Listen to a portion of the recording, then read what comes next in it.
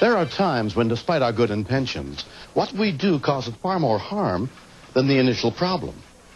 We begin in Ackworth, Iowa on the afternoon of May 12, 1994, when a young brother and sister went next door to play with a friend on his family's farm. This will be fun.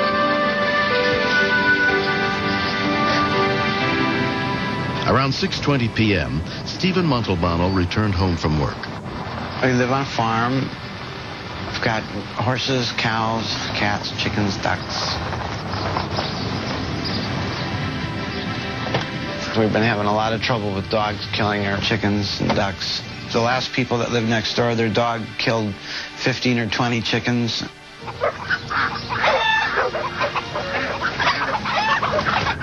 Hey, get out of there! I just assumed the worst again.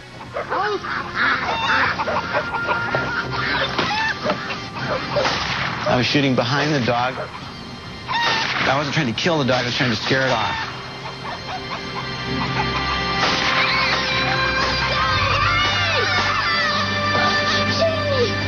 When we continue, I couldn't believe it was happening. It was just a nightmare unfolding right in front of my face, but it was real. when a man trying to scare away a dog shot his rifle into a shed, he did not know his stepson, Andy Neal, had been playing there with friends. Jeannie! I was scared when the bullets came because I thought I was the one who was going to get hit. My son came out of the A-frame screaming. I was just in a panic. I thought I'd shot my boy. 8-year-old Jeannie had been playing in the shed with her 9-year-old brother, Andrew. My sister fell, screaming. I felt bad because there's bullet holes in her that had blood coming out. I was going to go run for help, and instead I remembered something from a show to help people stop bleeding. And so I took off my shirt and put it on the hole that was bleeding, closer to her chest. I loved my sister and I didn't want to see her die. Stephen's wife, Barbara, had been next door at the neighbors. I heard gunshots. I was just terrified. And then I heard my son, Andy, scream that Jeannie had been shot.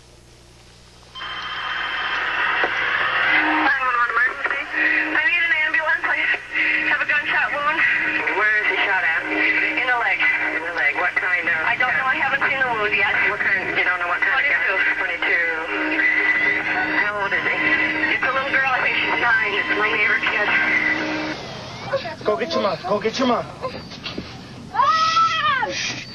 I'm sorry. I couldn't believe it was happening. It was just a nightmare unfolding right in front of my face, but it was real. She was shot.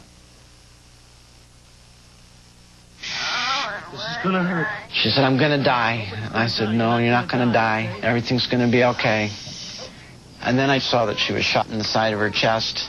All I could think of was I killed a kid. Put your finger in there. You're not gonna... I felt guilty. I felt ashamed. It's really hard to look at a little girl that's been shot, especially if you're the one responsible for shooting her.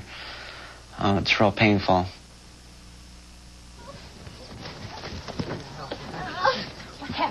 It just seemed impossible that something like this could happen. Your mommy's coming, huh? Here's this little bitty girl. She's so sweet and so frail. You're not gonna die, honey. The second bullet had gone into her back. My biggest fear was that it was in her spine. I couldn't think of a more horrible thing for a little girl than to be paralyzed for the rest of her life. Jeannie's mother, Emma Jean McAllister, rushed over as soon as she heard what had happened. To see that bullet hole there was really an obscenity, a violation of a very sweet child, and very frightening because there was no exit wound. 911 emergency. Yes, we just made a call for an ambulance. Yes. Okay, we've got rescue en route. But we're so far out that maybe an air flight would be better. Okay, we'll check on that. Also, who was on the other end of the gun? Who? I was. Okay, you're the one that shot her?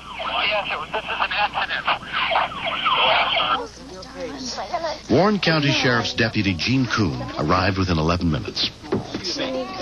When I saw the wound in the chest, my concerns grew. A .22 rifle shell can ricochet off bone. Stay with me, Jeannie. There's a very strong possibility that the lung was injured or the heart was involved and that she could possibly die. I did not let myself think about her dying, but in my heart, I was scared to death. I was afraid that she would be taken. A Pleasantville volunteer medic unit arrived, led by EMT Chad Bennett. First thing that's going through my mind, you kind of wonder why. What happened, you know? A child that young doesn't deserve to be shot. It just tore my heart out. I would have traded places with her in a second, in a heartbeat, because she was so scared. I've never seen her so scared. Here it is. I don't want to look at it. I don't want to see it. Just take it. It was very distressing. It was so needless. Just a reckless, impulsive act, and a little girl was shot. People should think before they shoot. There were 3 children that could have died that day, and he'll have to live with that for the rest of his life. 8-year-old Jeannie McAllister was transferred to an Air Life helicopter and taken to Mercy Hospital Medical Center, where she was examined by trauma surgeon Richard Toon. What's her last vital signs? Blood pressure, please? 102. We did not know whether she could die at any time. We have to treat every patient that way when they arrive in the trauma room. Check for exit wounds. 1, 2, 3. Okay, nice deep breaths. Okay, there are no exit wounds here? Okay, the bullet's in here. We'll need an x-ray of the chest right away. These are the x-rays of your daughter that show the bullet that's left in her body. You'll see that right here, the bullet is just over the spine in the back. The x-rays show that the bullet had missed the spine by just 1/4 of an inch. If it had been 1/4 of an inch to the right, it would have severed her spine and she would have been paralyzed for life. It hadn't hit any major veins or arteries. There was no major nerve damage, which was amazing. I felt relieved enough to sit down and just cry then, because if I could see the bullet away from her spine was fine. Now, if she's running and playing in a playground and falls down. Because the bullet in the leg was so accessible, we very quickly took the bullet out with just a single stitch. The bullet near her spine would cause more damage to take it out than to leave it in. Jeannie was very heavily sedated, but she tightened her grip on my hand, and she stirred and said, "Mommy," which was the most beautiful sound in the whole world. During Jeannie's recovery, Stephen went to visit her at the hospital. Hey, honey. How you doing, huh? He said, "I'm very, very, very sorry that I shot you. I forgive Steve because it was an accident. He didn't do it on purpose." She's doing really well today. I don't hold animosity toward him. Steve was, I think, as emotionally shattered by all of this as Jeannie was physically shattered. Oh, look at his fins. A month has passed. Although Jeannie is still suffering back pain, she is expected to fully recover from her injuries. I thought that I was really going to die.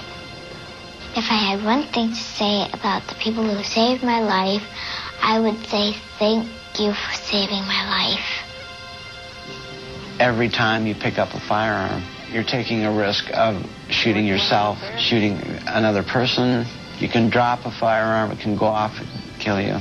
Kill somebody across the street. You having fun, Jeannie? The firearms are dangerous. I don't want to deal with maybe somebody else getting hurt. Dance with Jeannie. Is Danny there? Jeannie's family and ours have become friends. Instead of blame being put out, everyone pulled together and love was put out and support was put out. Jeannie, cowgirl of the West. And we've all pulled together to try and really help each other. Go get it. Go. Next. Police department, open the door, please. Hello? Evening. Is your boyfriend here? Who's been